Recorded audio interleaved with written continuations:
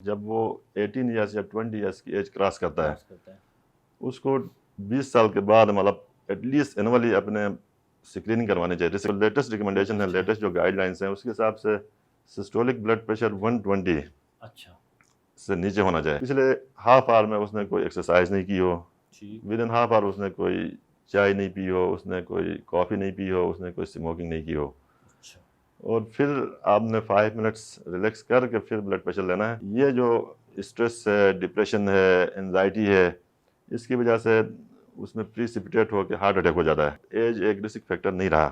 اب یہ تو مطلب ایون ہم 20 years in between 20 and 30 and 40 years میں بہت سارے پیشنٹس کو انکاؤنٹر کرتے ہیں جو ہارٹ اٹیک کے ساتھ ہمارے پاس آتے ہیں.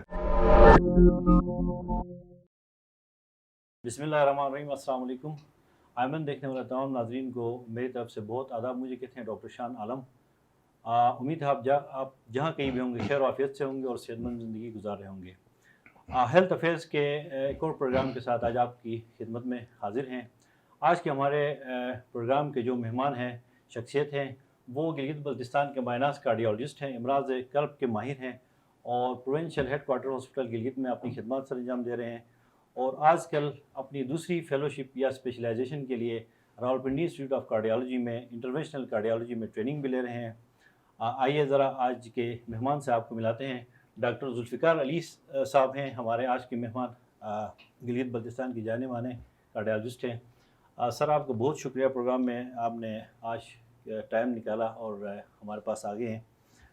کارڈیالوجی چونکہ ظاہر ہے بہت ہی ایک وسیع شعبہ ہے اور آج کے زمانے میں بہت ہی ایمرجنگ ایک شعبے کے طور پہ میڈیکل سائنس میں جانا جاتا ہے، اور آپ چونکہ کارڈیالوجسٹ کافی آپ کا ایکسپیرینس بھی رہا، گلگت بلتستان میں آپ کی خدمات ہیں. میں سب سے پہلے اپنی عام پبلک کے اس اویئرنیس کے لیے آپ سے یہ پوچھنا چاہوں گا کہ کارڈیالوجی کے حوالے سے مجھے بتائیں کہ جو دل کے جو کامن بیماریاں ہمارے اس ریجن میں، اوورال ہمارے پاکستان میں کون سی بیماریاں بہت زیادہ کامن ہیں؟ بسم اللہ الرحمن الرحیم. شکریہ ڈاکٹر شان عالم. سب سے پہلے تو میں آئمن پلیٹ فارم کا شکریہ ادا کرتا ہوں جنہوں نے پہلی دفعہ مجھے اپنے پروگرام میں مدعو کیا، اور بالخصوص آپ کا شکریہ کہ آپ کے توسط سے آئمن کے پروگرام میں میں پہلی دفعہ شرکت کر رہا ہوں. تو جیسا کہ آپ کا سوال ہے، گلگت بلتستان اور پورے پاکستان یا ایون پوری دنیا میں جو دل کی بیماریاں ہیں، جس میں سب سے کامن جو وجوہات ہیں دل کی بیماریوں کی، اس میں بلڈ پریشر ہے، شوگر ہے، خون کے اندر چربی کی مقدار کا بڑھنا جسے ہمیں کولیسٹرول کہتے ہیں، فزیکل ان ایکٹیویٹی ہے، اسموکنگ ہے، اور سیڈنٹری لائف اسٹائل ہے. تو جس کی وجہ سے کیا ہوتا ہے کہ دل کی شریانوں کے اندر آہستہ آہستہ گریجولی چربی اکٹھی ہوتی ہے، پھر دل کی نالیوں میں شریانوں میں تنگی آتی ہے، اور اس سے جو سب سے کامن ڈیزیز ڈیولپ ہوتی ہے وہ ہوتی ہے دل کے اٹیک والی بیماری، ہارٹ اٹیک، جسے ہم عام الفاظ میں کہتے ہیں ہارٹ اٹیک یا کورونری آرٹری ڈیزیز. اس کی جو وجوہات میں نے آپ کو بتائی، یہ ساری وجوہات ہیں جو کہ ہمارے ریجن میں بھی یہ وجوہات دن بدن اس کے جو کازز ہیں کورونری آرٹری ڈیزیز کے، یہ آئے روز اور ہر سال بڑھتے جا رہے ہیں. یہ وجوہات کچھ سالوں پہلے 10 15 20 سال پہلے مطلب ہمارے ریجن میں اسپیشلی گلگت بلتستان میں دل کی بیماریوں کے امراض اور جو اس کی وجوہات ہیں کازز، رسک فیکٹرز، یہ کم تھے. لیکن آہستہ آہستہ جو لوگوں کا لائف اسٹائل چینج ہوا، فزیکل ان ایکٹیویٹی، جو ہم ڈائٹ لیتے ہیں، ڈائٹ میں بھی کافی چیزیں ایسی ہیں کہ مطلب جس میں ملاوٹیں ہوتی ہیں. اسپیشلی میں ذکر کرنا چاہوں گا کہ جو ہم آئلس یوز کرتے ہیں، جو کھانے پینے کی اشیاء، اس میں بیڈ فیٹ ہوتی ہے، مطلب جس میں فیٹی ایسڈ جو بیڈ کولیسٹرول کہتے ہیں جسے، اس کی مقدار ان آئلس میں بہت زیادہ ہوتی ہے، جس کی وجہ سے دل کے اندر اور خون کے نالیوں میں اس کی مقدار بڑھ جاتی ہے، اور یہ آہستہ آہستہ اس میں ڈپازٹ ہونا شروع ہوتا ہے. اور دوسری جو اسی فزیکل ان ایکٹیویٹی کی وجہ سے ہمارے ادھر شوگر کے امراض میں بھی اضافہ ہونے لگا ہے. کافی زیادہ ہیں شوگر کے مریض، بلڈ پریشر کے مریض بہت زیادہ ہیں. اس میں یہ ساری وجوہات ہیں. آپ ہیلدی ڈائٹ استعمال نہ کریں، فزیکل ان ایکٹیویٹی ہو، اس کے ساتھ ساتھ ہمارے ریجن میں نمک کا بہت زیادہ استعمال ہے. ہم اسپیشلی مطلب نمک بہت زیادہ استعمال کرتے ہیں، جس کی وجہ سے یہ بلڈ پریشر کا تناسب بہت زیادہ ہے، اور یہ ایک بہت بڑی وجہ بھی ہے دل کی بیماریوں کا. اچھا، یہ بلڈ پریشر کے حوالے سے میں آپ سے ضرور پوچھنا چاہوں گا کیونکہ بہت کامن چیز ہے آج کل دور میں. آپ بہتر جانتے ہیں کہ ہائپر ٹینشن یا بلڈ پریشر ہر مریض اپنے خود سے دوائیاں لے رہا ہوتا ہے، اور اتنی کامن ہو گئی ہے کہ آج کل مطلب ہر بندے کو بلڈ پریشر یا وہ سمجھتے ہیں کہ ان کو کوئی ہائپر ٹینشن ہے. سب سے پہلے ذرا یہ تو بتائیے کہ ہائپر ٹینشن یا بلڈ پریشر ہم کب ایک مریض کو لیبل کریں اور اس کا کرائٹیریا کیا ہے. دوسری جو اہم بات ہے کہ آیا اگر ہائپر ٹینشن کسی کو ہم لیبل کرتے ہیں تو اس کی جو ہم دوائیاں دیتے ہیں، ظاہر ہے بہت ساری کلاس کی دوائیاں ہیں، تو ان دوائیوں کو دینے کے لیے ظاہر ہے ہمیں کسی اسپیشلسٹ ڈاکٹر یا کارڈیالوجسٹ کے ایٹ لیسٹ پرسکرپشن کے بغیر ہم دوائیاں بہت سارے ہم آپ دیکھ رہے ہیں روزمرہ اوپڑی میں بھی آتے ہیں کہ لوگ خود سے دوائیاں لیتے ہیں. بہت سی کامن میڈیسنس ہیں جو لوگ خود سے لیتے ہیں یا پھر وہ باہر میڈیکل اسٹور سے لیتے ہیں بغیر ان کو اس چیز کا علم نہیں ہوتا کہ اندر دوائی ہے کیا. تو یہ بھی ایک بڑی کنفیوژن آج کے ہماری سوسائٹی میں ہے کہ لوگ بلڈ پریشر بہت کامن ہونے کی وجہ سے ہر قسم کی دوائیاں لیتے ہیں. اس بارے میں تھوڑا سا گائیڈ کریں. اچھا doctor Shah Alam, blood pressure کے بارے میں یہ ہے کہ جو ریکمنڈیشنز ہیں نا آپ کی، امریکن کالج آف کارڈیالوجی ہے، یورپین سوسائٹی آف کارڈیالوجی ہے، ان کی ریکمنڈیشنز ہیں کہ مطلب ایوری ایڈلٹ جب وہ 18 ایئرس یا 20 ایئرس کی ایج کراس کرتا ہے اس کو 20 سال کے بعد مطلب ایٹ لیسٹ اینولی اپنے اسکریننگ کروانے چاہیے رسک فیکٹرز جو کورونری آرٹری ڈیزیز کا سبب بنتے ہیں، جس میں بلڈ پریشر ہے. بلڈ پریشر اینولی مطلب آپ کی اسکریننگ ہونی چاہیے، چیک ہونا چاہیے، شوگر کا چیک اپ ہونا چاہیے، کولیسٹرول کا چیک اپ ہونا چاہیے. اور جیسے آپ نے سوال کیا تھا بلڈ پریشر کب چیک کروانا چاہیے، مطلب 20 سال کے بعد اینولی اگر کسی کو بلڈ پریشر نہیں ہے تو بھی آپ نے اینولی ایٹ لیسٹ چیک کروانا ہے، یہ رسک فیکٹرز آپ نے اسکرین کروانا ہے. اور 40 سال کے بعد کہتے ہیں کہ مطلب پھر آپ نے رسک فیکٹرز نہیں، آپ نے کورونری آرٹری ڈیزیز کا رسک کتنا ہے وہ آپ نے چیک کروانا ہے ہر ایوری 5 to 10 ایئرس. تو بلڈ پریشر جو ان کی یورپین سوسائٹی آف کارڈیالوجی اور امریکن کارڈیالوجی ہے، ان کی جو ریکمنڈیشن ہے اس میں پہلے کچھ ریلیکسیشن تھی، مطلب سسٹولک ہم کہتے تھے کہ لیس دین 140 ہو اور ڈائسٹولک لیس دین 90، اس کو نارمل بلڈ پریشر کو کنسیڈر کرتے تھے. اب یہ جو ریسنٹ جو لیٹسٹ ریکمنڈیشن ہے، لیٹسٹ جو گائیڈ لائنس ہیں، اس کے حساب سے سسٹولک بلڈ پریشر 120 سے نیچے ہونا چاہیے اور ڈائسٹولک بلڈ پریشر 80 ملی میٹر آف مرکری سے نیچے ہونا چاہیے، یہ نارمل ہے. اس کے بعد پھر پری ہائپر ٹینشن اسٹیج آتی ہے. Pre hyper tension means systolic 120 to 129، ان کو کہتے ہیں کہ پری ہائپر ٹینسو. ان میں ہائپر ٹینشن ڈیولپ ہونے کا رسک بہت زیادہ ہوتا ہے، ان کو احتیاط کرنا چاہیے، لائف اسٹائل موڈیفائی کرنا چاہیے، نمک کا استعمال کم کرنا چاہیے، مطلب دوائی کی ضرورت نہیں ان کو. ہاں ریڈ میٹ ہو گیا، آئلی چیزیں کم کر کے ایکسرسائز کر کے اپنا بی پی احتیاط کے ساتھ کنٹرول کرنا چاہیے. اور ان کا جو پری ہائپر ٹینشن میں ڈائسٹولک بھی لیس دین 180 ہی ہے. اب آتا ہے stage 1 hypertension. Stage 1 130 to 139 systolic ہے اور 80 to 89 diastolic blood pressure. Stage 2 140 to 159 stage 2 hypertension systolic ہے اور 90 to 99 ڈائسٹولک بلڈ پریشر. تو اسٹیج 1 میں جب پیشنٹ چلا جاتا ہے نا، کوئی بھی بندہ جس کا سسٹولک بلڈ پریشر 130 to 139 ہے، اس میں ریکمنڈیشن یہ ہے کہ اگر اس میں اور بھی رسک فیکٹرس ہیں کورونری آرٹری ڈیزیز کا تو ان کو مطلب میڈیسن لے کے، اگر لائف اسٹائل موڈیفیکیشن کے باوجود بی پی کنٹرول نہیں ہوتا ہے تو پھر میڈیسن استعمال کر کے بلڈ پریشر کنٹرول کرنا چاہیے. باقی جو آپ نے پوچھا کہ بلڈ پریشر کی میڈیسن جب تک ڈاکٹر سے چیک اپ کروا کے ڈاکٹر آپ کو ہائپر ٹینشن لیبل کر کے کوئی میڈیسن ایڈوائز نہیں کرتا، پرسکرائب نہیں کرتا، آپ نے خود سے مطلب کسی کو بلڈ پریشر کی دوائی نہیں لینی چاہیے. کیونکہ بلڈ پریشر کی بہت ساری دوائیاں ہیں، اس میں سے مطلب مختلف پیشنٹ میں ہم مختلف قسم کی دوائیاں ایڈوائز کرتے ہیں، پرسکرائب کرتے ہیں. ہر میڈیسن کا مخصوص لوگوں میں مخصوص رول ہوتا ہے. اب ہمارے اس ریجن میں آپ کو پتہ ہے ڈاکٹر چاند مطلب دمہ COPD جیسے ہم کہتے ہیں، مطلب دمے کی بیماری بہت زیادہ ہے. تو دمے کی بیماری میں بیٹا بلاکر آلدو ہائپر ٹینشن کی کسی کلاس میں نہیں ہے شروع والے جو، لیکن اگر آپ ایز اینٹی ہائپر ٹینسو جا کے اسٹور سے لینا شروع کریں گے تو وہ دمے کی بیماری کو مزید بڑھا دیتی ہے، ایگراویٹ کرے گی. اسی طرح کسی کو شوگر ہے تو بھی شوگر بھی بیٹا بلاکرز کے یوز سے اتنی اچھی کنٹرول شوگر نہیں ہوتی ہے. تو اس وجہ سے جو ریکمینڈڈ میڈیسن ہے وہ ڈاکٹر ہی ایڈوائز، مستند ڈاکٹر ہی ہاں بالکل ایڈوائز کر سکتا ہے اور پھر استعمال کرنا چاہیے بلڈ پریشر دوائی. بہت سارے پیشنٹ ہم دیکھتے ہیں کہ وہ مطلب ایک پیشنٹ کوئی اینٹی ہائپرٹینسس لے رہا ہے تو اس کے محلے کے کچھ لوگ یا رشتہ دار وہ کہتے ہیں کہ فلانا دوائیاں لے رہے تو میں بھی یہ لے رہا ہوں. بالکل ایسا ہی ہمارے پاس ہر انڈیویجول کا ایک ڈفرینٹ اپنا ایک انڈیکیشن ہے اور اس حساب سے لینی چاہیے. تو پھر بلڈ پریشر کے لیے یہ بھی مطلب ریکمنڈیشن یہ ہے کہ آپ کے پاس کوئی پیشنٹ آتا ہے ہاسپٹل میں آتا ہے یا کلینک میں آتا ہے تو ایٹ لیسٹ پیشنٹ کم از کم آپ کے پاس آ کے 5 منٹ اس نے ریسٹ کیا ہو. پچھلے ہاف آور میں اس نے کوئی ایکسرسائز نہیں کی ہو، ٹھیک، ود ان ہاف آور اس نے کوئی چائے نہیں پی ہو، اس نے کوئی کافی نہیں پی ہو، اس نے کوئی اسموکنگ نہیں کی ہو، اچھا، اور پھر آپ نے 5 منٹس ریلیکس کر کے پھر بلڈ پریشر لینا ہے.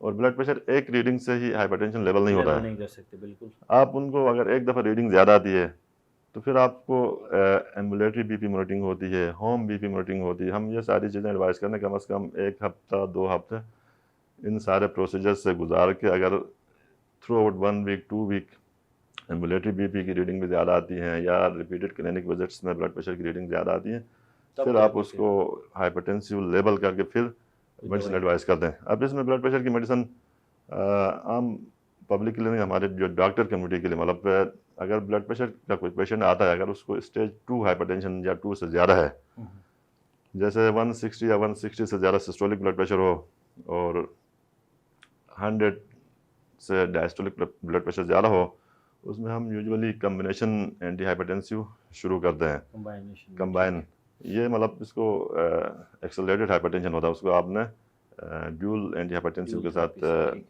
اس کو اسٹارٹ میں شروع کرنا ہوتا ہے. اس کے بعد اگر اس سے کنٹرول اچھا ہو تو بعد میں آپ سنگل کی طرف بھی جا سکتے ہیں. اگر پری ہائپر ٹینشن ہے یا اسٹیج 1 ہائپر ٹینشن ہے تو اس میں آپ سنگل اینٹی ہائپرٹینسیو، جس میں ایس انہیبیٹرس ہیں، اے آر بی ایس ہیں، اس کے علاوہ کیلشیم چینل بلاکرس ہیں، ڈایورٹکس ہیں. ہاں بالکل، یہ دوائیاں ہیں جو ہم انیشیلی مطلب پیشنٹ کے حساب سے ایڈوائز کرتے ہیں اور اس طرح اسٹیپ لینا چاہیے. بیٹا بلاکر ایڈ آن تھراپی میں آتی ہے، یہ اینٹی ہائپرٹینسیو کے طور پہ یوز نہیں کرتے ہیں. مطلب یہ ہے کہ مطلب آج کا آپ کے جو میسج یہ ہے کہ کوئی بھی پیشنٹ ہائپر ٹینشن اگر اس کو لیبل کرے کوئی مستند ڈاکٹر، تبھی وہ جا کے کوئی دوائیاں شروع کرے. خود سے جا کے کوئی میڈیکل سٹور سے یا لوگوں کے کہنے پہ دوائیاں ظاہر ہے یہ استعمال کرنا بہت زیادہ نقصان کا سبب بن سکتا ہے. بالکل یہ ایسا ایک امپورٹنٹ میسج تھا جو آپ نے دے دیا. اب ہم آتے ہیں جی جو ہارٹ ڈیزیز، جو اسکیمک ہارٹ ڈیزیز جسے ہم کہتے ہیں عام ہماری زبان میں دل کا اٹیک یا دل کا عرضہ کہتے ہیں، وہ بہت کامن ہے. اور پچھلے ایک ڈیکیڈ میں آپ بہتر سمجھتے ہیں کہ گلگت بلتستان کے اندر بہت ریپڈلی ہارٹ ڈیزیز کے انسیڈنس بڑھ گئے ہیں. اور اسپیشلی جو ینگر ایج ہے، جس کو ہم کہتے ہیں کہ 40s میں جو لوگ ہیں، وہ پہلے بہت ہی کم لوگ ہوتے تھے جن کو ہارٹ اٹیکس ہوتے تھے. آج کے دور میں ہم دیکھتے ہیں، آپ تو ظاہر ہے زیادہ آپ کو واسطے ہے کہ بہت ینگ لوگوں کو بھی ہارٹ اٹیکس وغیرہ ہونا شروع ہو گئے ہیں. کچھ جو بڑی وجوہات تو آپ نے بتا دی. آپ کا کیا خیال ہے کہ آپ اپنے تجربے کے بیس پہ بتائیں کہ ہمارے اس ریجن میں گلگت بلتستان میں آپ کیا سمجھتے ہیں کہ جو آج کل ایک دم سے ہی ہارٹ اٹیکس کا جو سلسلہ زیادہ ہوا ہے، انسیڈنس زیادہ اور ینگ پاپولیشن میں، اس کی کیا وجوہات ہیں؟ جی ڈاکٹر شان، جیسے میں نے شروع والا آپ کو سوال میں ذکر کیا تھا، جو رسک فیکٹرز میں آپ کا کچھ ایسے رسک فیکٹرز ہوتے ہیں جو کورونری آرٹری ڈیزیز، جس سے ہارٹ اٹیک کی بیماری ڈیولپ ہوتی ہے. ٹھیک، دل کی شریانوں کے اندر کولیسٹرول اور چربی کا جمع جم جانا. ہونا، اور اس کے بعد پھر نالی تنگ ہوتی ہے، اس کے بعد ہارٹ اٹیک ہوتا ہے. تو اس کی جو وجوہات تھی شروع میں، ایک ایج ایک رسک فیکٹر تھا، میجر رسک فیکٹر تھا. مطلب 60-65 ایئرس پلس کو رسک فیکٹر میں کنسیڈر کیا جاتا تھا. لیکن ابھی ڈیموگرافکس چینج ہوئے ہیں بالکل، اب ایج ایک رسک فیکٹر نہیں رہا. اب یہ تو مطلب ایون ہم 20 years, in between 20 and 30 and 40 years میں بہت سارے پیشنٹس کو انکاؤنٹر کرتے ہیں جو ہارٹ اٹیک کے ساتھ ہمارے پاس آتے ہیں. تو ان کی وجوہات میں جو میجر وجوہات ہیں، ایک تو سب سے پہلے لائف اسٹائل بہت زیادہ چینج ہوا ہے. اسپیشلی اب پوری دنیا میں یہ ینگ ایج میں مطلب ہارٹ اٹیک کا جو تناسب ہے، انسیڈنس پریولنس بہت زیادہ بڑھ گیا ہے. ہمارے ادھر بھی بہت بڑھ گیا ہے. اس کی جو مین وجوہات میں لائف اسٹائل کا چینج ہونا، ہیلدی ایکٹیویٹیز نہیں ہیں، اسی طرح ڈائٹ ہیلدی نہیں ہے ہماری. جو ہم ڈائٹ یوز کرتے ہیں، اسپیشلی جو ہمارے آئلس جو ہم یوز کرتے ہیں نا، اس میں بیڈ فیٹ ہوتی ہے، جس میں سیچوریٹڈ فیٹی ایسڈس ہوتے ہیں، جو کہ بیڈ فیٹ یا بیڈ کولیسٹرول اس کے اندر بہت زیادہ ہوتا ہے. اس کے علاوہ اسی فزیکل ان ایکٹیویٹی کی وجہ سے ڈائبٹیز اور ہائپر ٹینشن بھی بہت زیادہ بڑھ گیا، جو کہ ایک بہت بڑا رسک فیکٹر ہے کورونری آرٹری ڈیزیز کا. ینگ ایج میں پھر اسموکنگ کا تناسب بھی بہت زیادہ ہے، اسموکنگ ایک بہت بڑا رسک فیکٹر ہے. اسی طرح جو کورونری آرٹری ڈیزیز آپ خود جانتے ہیں، یہ ایک انہیریٹنس بھی ہوتی ہے، فیمیلیل مطلب کسی خاندان میں فیمیلیل مطلب یہ کولیسٹرول والی بیماری ہوتی ہے جو خاندانوں میں ان کے آف اسپرنگ میں ٹرانسمٹ ہوتی ہے. اور پھر یہ کولیسٹرول کا لیول ان کے جو آف اسپرنگ میں بچوں میں ہے ان میں زیادہ ہو تو اس میں ارلی ایج میں ہارٹ اٹیک ہونے کا رسک بہت زیادہ بڑھ جاتا ہے. تو یہ چند وجوہات ہیں جس کی وجہ سے ہمارے ریجن میں دل کی بیماریوں کا تناسب بڑھ گیا اور اسپیشلی ینگ پاپولیشن میں. اور سٹریس کے بارے میں بہت سارے لوگ کہتے ہیں کہ سٹریس بھی ایک بہت بڑا فیکٹر ہے. ہاں، جو ڈپریشن ہے آج کے دور میں. سٹریس اور ڈپریشن کا بالکل آپ کی بات صحیح ہے ڈاکٹر شاہ عالم کی. رسک فیکٹر میں ہم اس کو نہیں رکھتے ہیں, یہ ایک پریسپیٹیٹنگ فیکٹر ہے. ٹھیک, پریسپیٹیٹنگ اسپیشلی جن کے اندر مطلب دل کی نالیوں میں کولیسٹرول اور فیٹ پہلے سے ڈپوزٹ ہو رہی ہوتی ہے, ان میں coronary artery disease under lying ہوتی ہے. یہ جو اسٹریس ہے, ڈپریشن ہے, انزائٹی ہے, اس کی وجہ سے اس میں پریسپیٹیٹ ہو کے ہارٹ اٹیک ہو جاتا ہے. تو اس وجہ سے ان میں مطلب ہو سکتا ہے ہارٹ اٹیک ان کا 5-10 سال بعد ہونا تھا, لیکن اس اسٹریس کی وجہ سے وہ پلاک جو ہوتا ہے اس میں اندر بریک آتا ہے, اس میں ڈائسیکشن ہوتی ہے, ایروجن ہوتی ہے, جس کی وجہ سے اس کے اوپر کلاٹ بنتا ہے اور آگے دل کی نالی بلاک ہوتی ہے اور پھر ہارٹ اٹیک ہو جاتا ہے. تو ان کو ہم کہتے ہیں پریسپیٹیٹنگ فیکٹر. پریسپیٹیٹنگ کا ہے. اچھا مجھے یہ بتائیں کہ کون سے پیشنٹ یا کون سے لوگ جن کو آپ سمجھتے ہیں کہ وہ اگر ان میں کوئی ایسی علامات ہو جس کی بیس پہ وہ اپنے کارڈیالوجسٹ کے پاس جائیں, اپنے روٹین چیک اپس کروائیں, یا وہ کون سی علامات ہے جس کی وجہ سے آپ کو تھوڑا سا آئیڈیا ہو جاتا ہے کہ ہو سکتا ہے ان کو انڈر لائن کوئی ہارٹ ڈیزیز ہو یا کوئی اس طرح کی کوئی چیز ہو, کوئی ایسی سمٹمس, کوئی علامات یا کوئی ایسی پریسپیٹیٹنگ فیکٹرس ہو کہ آپ ایڈوائز کریں کہ نہیں ابھی اس بندے کو, اس پیشنٹ کو جا کے اپنے کارڈیالوجسٹ سے مشورہ کرنا چاہیے؟ جی بالکل. اگر آپ روٹین میں جو دل کی تکلیف ہوتی ہے, اسپیشلی مطلب ایکٹیویٹی میں سب سے پہلے اس کی علامات آتی ہیں.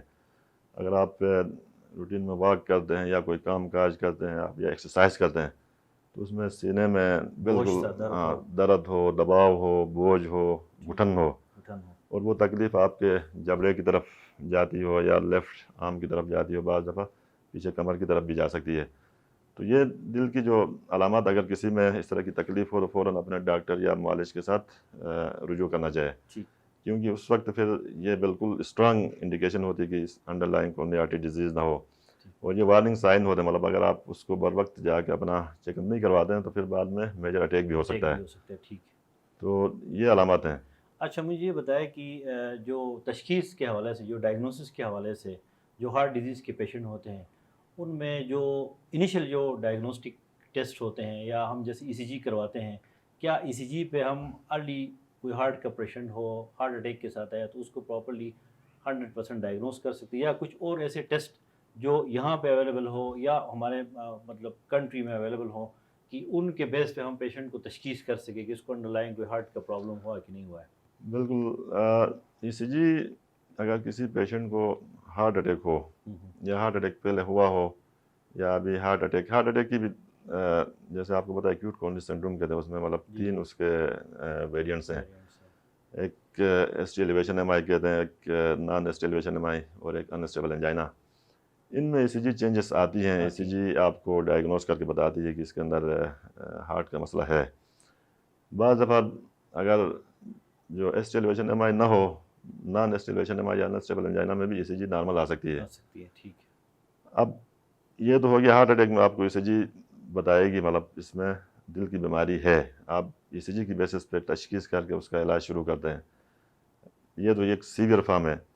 اب بعض ہوتا ہے اسٹیبل اسکیمک ہارٹ ڈیزیز, جس میں پیشنٹ کو ریسٹ میں کوئی تکلیف نہیں ہوتی, جیسے ابھی ہم نے ڈسکس کیا ایکٹیویٹی, فزیکل ایکٹیویٹی یا ایگزرشن میں, ایکسرسائز میں, واک میں تکلیف ہوتی ہے, ان کی ای سی جی نارمل آتی ہے. جب ای سی جی نارمل آتی ہے تو پھر ہم اسٹیپ وائز ٹیسٹ کرتے ہیں. نیکسٹ اسٹیپ آتی ہے اسٹریس ٹیسٹنگ. اسٹریس ٹیسٹ میں بہت سارے ٹیسٹ ہیں. جو ایکسرسائز ٹالرنس ٹیسٹ کہتے ہیں ہم, ای ٹی ٹی, وہ ان لوگوں کے لیے ریکمینڈیڈ ہے جو فزیکلی ایکٹیو ہوں اور وہ ایکسرسائز کر سکتے ہوں. اسپیشلی ینگ ایکٹیو اور میل میں زیادہ مطلب یہ ریکمینڈیڈ ہے. خواتین یوزولی ای ٹی ٹی کے اوپر مطلب ایکسرسائز نہیں کر سکتی ہیں, یا کسی کو جوڑوں کی بیماری ہو, کمر کی بیماری ہو, ان میں بھی یہ ریکمینڈیڈ نہیں ہے. ان کے لیے پھر اور ٹیسٹ ہیں, سٹریس تھیلیم کہتے ہیں. سٹریس تھیلیم ٹیسٹ ابھی ہمارا یہ کینسر ہاسپٹل میں تھیلیم اسکین ہوتا ہے, بالکل اویلیبل ہے. اور جن کا یہ ای ٹی ٹی پازیٹیو آتا ہے, ایکسرسائز ہم کرواتے ہیں. ایکسرسائز میں 3 چیزیں دیکھتے ہیں. ایک جو ایکسرسائز کرتا ہے پیشنٹ, اس کو تکلیف ہوتی ہے, سینے میں درد, اس کے ساتھ ساتھ ای سی جی میں چینجز بھی آتی ہیں. چینجز آتے ہیں تو پھر ہم اس کو ڈکلیئر کرتے ہیں کہ اس کو کورونری آرٹری ڈیزیز ہو سکتی ہے, لیکن ای ٹی ٹی بھی 100% چیزیں پک نہیں کرتی ہے. اس کی مطلب سینسٹیوٹی جو اسپیسفسٹی ہے وہ 70% ہے، 70%. 60 to 70%. 30% یہ بھی مس کرتی ہے. ٹھیک. اس میں آپ ہسٹری کے اوپر جاتے ہیں. سب سے جو مین ہے نا آپ کا پیشنٹ ہے اور اس کی ہسٹری ہے، اس کے اوپر ریلائی کرنا چاہے. ٹھیک. EDT ایون بعض دفعہ نیگیٹو آتی ہے، لیکن ہسٹری اتنی سجسٹیو ہو تو آپ پھر اس کے لیے اس سے بھی سپیریئر ٹیسٹ ایڈوائز کر سکتے ہو، جس میں CT اینجیوگرافی ہے. Coronary angiography. CT اینجیوگرافی مطلب جس کو ہسٹری مطلب بڑی ٹپیکل ہے لیکن ٹھیک. EDT پازیٹیو نہیں ہو تو ہم پہلے CT اینجیوگرافی کرواتے ہیں یا ایون تھیلیم اسکین کرواتے ہیں. اگر کسی کی EDT پازیٹیو ہو تو ہم پھر ڈائریکٹ اینجیوگرافی کی طرف جاتے ہیں. اب یہ اینجیوگرافی کی فیسلٹی جیسے آپ کو پتہ ہے مطلب ڈاؤن کنٹری میں ہر شہر میں یہ فیسلٹیز اویلیبل ہیں، بڑے بڑے کارڈیک سینٹرز ہیں. ہمارے ادھر اب آگے ڈسکشن کریں گے انشاءاللہ. ہمارا کارڈیک ہاسپٹل ابھی جو کمپلیشن فیز میں ہے، ابھی انشاءاللہ کچھ مہینوں تک انشاءاللہ ہاسپٹل رن ہوگا. تو باقی جو کیتھ لیب ہے اس کی مشینیں بھی پرچیز ہو گئیں، وہ انشاءاللہ کچھ مہینوں تک وہ بھی آ کے انسٹال ہوں گی.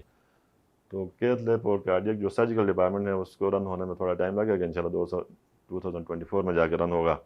باقی OPD ایمرجنسی اور انڈور فیسلٹیز رن کرنے کے لیے ہماری گورنمنٹ جی بھی سیدھے چیف سیکرٹری صاحب ہیں، سیکرٹری ہیلتھ صاحب ہیں، ہیلتھ ڈپارٹمنٹ یہ سارے بڑے موٹیویٹڈ ہیں، بڑا مطلب ایگریسولی اس کے اوپر کام ہو رہا ہے. تو انشاءاللہ کچھ عرصے تک یہ 3 ڈومینز رن ہوں گے کارڈیک ہاسپٹل کے. ٹھیک. چلے ناظرین، یہ آپ کو ایک انفارمیشن بھی ہے بلکہ گڈ نیوز بھی ہے کہ ہمارا جو گلگت بلتستان کا پہلا کارڈیک ہاسپٹل ہے جو اوپر جوٹیال میں ہے، آلموسٹ آپریشنل ہونے والا ہے. اور جیسے کہ ڈاکٹر صاحب نے بتایا کہ اس میں فیوچر میں انشاءاللہ اس میں یہاں پہ کیتھ لیب، اینجیوگرافی اور یہ تمام چیزیں ہوں گی.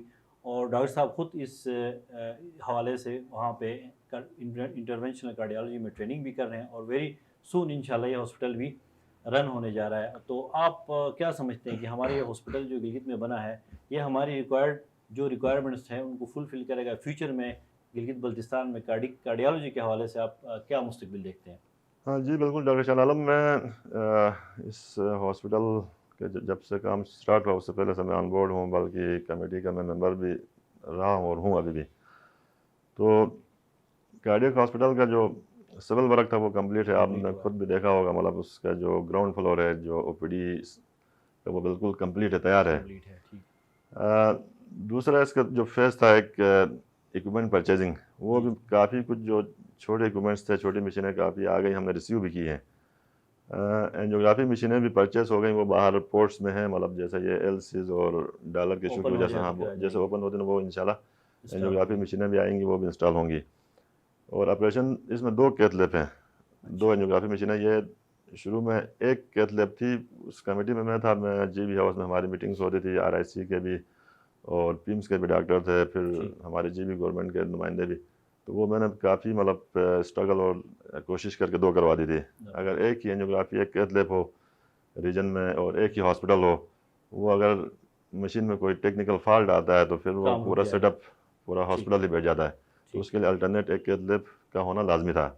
تو وہ انہوں نے بہرحال میری بات مان لی تھی، وہ 2 کیتھ لیب اپروو ہو گئی تھی اور 2 مشینیں پرچیز بھی ہو گئی ہیں. باقی 2 آپریشن تھیٹر ہیں کارڈیک سرجری کے. ایک ماڈیولر OT ہے جو بہت ہی مطلب ایڈوانس قسم کی مطلب آپریشن تھیٹر ہے، اور ایک اور آپریشن تھیٹر بھی ہے. باقی ڈاکٹر شان صاحب اس طرح ہے کہ جو کارڈیک انٹرونشن ہے اس کی انٹرنیشنلی مطلب ایکسیپٹیبل کمپلیکیشن ہے، مطلب اینجیوگرافی اور اینجیوپلاسٹیز کا، جس کا مطلب 1% رسک پوری دنیا میں یہ ایکسیپٹیبل ہے. تو ریکمنڈیشن یہ ہے کہ کارڈیک سرجیکل بیک اپ لازمی ہے. اور ابھی میرے خیال سے حال ہی میں کوئی کارڈیک سرجن کے ایڈورٹیزمنٹ بھی میرے خیال ہو گئی ہے. بالکل، ابھی جو ہم نے تو کوئی تقریباً HR جو بنا کے دیا تھا، میں خود اس کمیٹی میں تھا، اس میں تو 500+ HR اس ہاسپٹل کی مطلب ڈیمانڈ کی ہوئی ہے. لیکن پلاننگ کمیشن آف پاکستان نے فی الحال کہا کہ اتنا اسٹاف آپ کو ایک ساتھ اپروو نہیں ہو سکتا ہے، تو آپ اسٹیپ بائی اسٹیپ. ابھی جو 125 میرے خیال میں مطلب پوسٹیں اپروو ہوئی ہیں، جس میں گریڈ 20-21 سے لے کے نیچے گریڈ 1 تک مطلب پوسٹیں ہیں. اس میں سویپر سے لے کے سیکورٹی گارڈ سے لے کے میڈیکل آفیسر سے لے کے کنسلٹنٹ کارڈیالوجسٹ 18, 19, 20 پروفیسر لیول کی بھی پوسٹیں ہیں. اور اس میں سارے کیتھ ٹیکنیشینز بھی ہیں، ICU CCU ٹیکنیشینز ہیں، ETT ایکو ECG ٹیکنیشین سارے شامل ہیں. اس سیگمنٹ پہ بھی کام ابھی شروع ہوگا انشاءاللہ. انہوں نے GB گورنمنٹ نے ایڈورٹائز کیا ہے اور یہ 24-25 کو اس کے انٹرویو بھی اناؤنس کیے ہیں. चले माशाल्लाह, मतलब अब फ्यूचर में हमारे जो लोग हैं यहाँ के, जो गरीब लोग वहाँ जाके ज़ाहिर है बहुत महंगा इलाज है, उससे चीज़ से बच जाएंगे और यहीं पे ही सारी चीज़ें एंजियोग्राफी एंजियोप्लास्टी वगैरह होगी। आखिर में जो मुझे मुख्तसर सा बताएं कि आपने जो आजकल जो इंटरवेंशनल कार्डियोलॉजी में कर रहे हैं वो कितना अरसे का है, और उसके बाद फिर आप जब यहाँ आएंगे तो यहाँ पे जितनी एंजियोग्राफी से एंजियोप्लास्टी से वो यहीं पे मेरे ख्याल से पॉसिबल होंगी। बिल्कुल ये पोस्ट एफसीपीएस हमारी जी, सेकंड फेलोशिप चल सेकंड रही है फेलोशिप। इंटरनेशनल कार्डियोलॉजी में। जी ये जी एफसीपीएस है बेसिकली, जी जी बिल्कुल। और 2 साल की ट्रेनिंग है, ठीक जिसमें हमने 2022 में मतलब जुलाई में ये वाला सेशन में स्टार्ट किया था। 1 साल हो गया अल्हम्दुलिल्लाह। ठीक। तो अभी 1 साल रहता है हमारा। तो इसमें यह था कि ये जीबी गवर्नमेंट और आरआईसी की कोलैबोरेशन से, मतलब कोलैबोरेशन ये से। आरआईसी की बहुत बड़ी फेवर है मतलब हमारे जी कार्डियक बिल्कुल। हॉस्पिटल के लिए। बल्कि एमओयू साइन है आरआईसी के साथ कि आरआईसी ने कहा है कि मतलब जब तक आपका हॉस्पिटल अपने पाँव में स्टैंड नहीं करता है, आपके अपने लोग इतने कैपेबल नहीं होते हैं, इतना मतलब एचआर कंप्लीट नहीं होता है टेक्निकल लोगों का, जब तक हम अपनी सपोर्ट आप लोगों को देते रहेंगे। तो और ट्रेनिंग भी देते रहेंगे। ट्रेनिंग आपके मतलब डॉक्टर हो या नर्सिंग स्टाफ हो, उनको train सबको करें। आप हमारे पास भेज दें, हम उनको ट्रेनिंग दे देंगे। ठीक। तो ये बहुत बड़ी मतलब उनकी सपोर्ट है। सपोर्ट है। तो इंशाल्लाह 2024 जून में हमारी ट्रेनिंग ख़त्म होगी। खत्म होगी। लेकिन हम ये है कि मतलब परमानेंट उधर नहीं है, जैसे आपको मालूम है जी जी, वो एक महीना उधर रोटेशन होते पे। हैं, एक महीना हम ठीक। इधर आते हैं। यहाँ सर्विसेज हम दे रहे हैं। दे रहे हैं बिल्कुल। तो जैसे ही हॉस्पिटल इंशाल्लाह ऊपर शिफ्ट होगा कार्डियक हॉस्पिटल, तो मेरी ज़ाती सजेशन ये है कि मतलब सिर्फ ओपीडी से स्टार्ट ना ले लें। ओपीडी से स्टार्ट लेंगे तो मतलब पब्लिक तो ये समझेगी कार्डियक हॉस्पिटल रन हो गया है, जी, कोई फ़ायदा नहीं होगा। तो वहाँ फिर हार्ट अटैक वाला पेशेंट भी ओपीडी में आ जाएगा, जी जी। और वहाँ कोई कैजुअलिटी या मोर्टलिटी हो जाती है तो फिर पब्लिक उल्टा मतलब वो जो ना बैक फायर हो जाएगा, मतलब या कार्डियक हॉस्पिटल रन करके लोगों को मारना शुरू किया उन्होंने। जी जी जी तो बिल्कुल। इसके लिए ओपीडी के साथ इमरजेंसी इंडोर्स और भी हो। इनडोर ये तीनों और एक साथ शुरू होना, ठीक। तो फिर हमें मतलब ओपीडी कार्डियक हॉस्पिटल में करके बाकी जो एडमिटेड पेशेंट हैं हार्ट के, उनको देखने के लिए कहीं पीएचक्यू ना या जाना नीचे पड़े। आरएचक्यू नहीं जाना पड़े। बिल्कुल वहीं पे हाँ, बंदा उस ट्रीट हो जाए। वहीं सारे ठीक। मतलब कार्डियक पेशेंट को हम मुनासिब, उधर डील बिल्कुल करेंगे। बेहतरीन। चले जी, बहुत शुक्रिया जुल्फ़िकार साहब, आज आपने बहुत इन्फॉर्मेटिव चीज़ें हमें बताई, और उम्मीद है कि हमारे देखने वालों को बहुत सारी चीज़ों के बारे में कंसेप्ट क्लियर हुए होंगे। इंशाल्लाह नेक्स्ट किसी प्रोग्राम में एक और मेहमान, एक और स्पेशलिस्ट के साथ आपकी खिदमत में हाजिर होंगे। आज के लिए इतना ही। प्रोग्राम के बारे में अपना फीडबैक ज़रूर दीजिए और अपना ख्याल रखिए। बहुत शुक्रिया।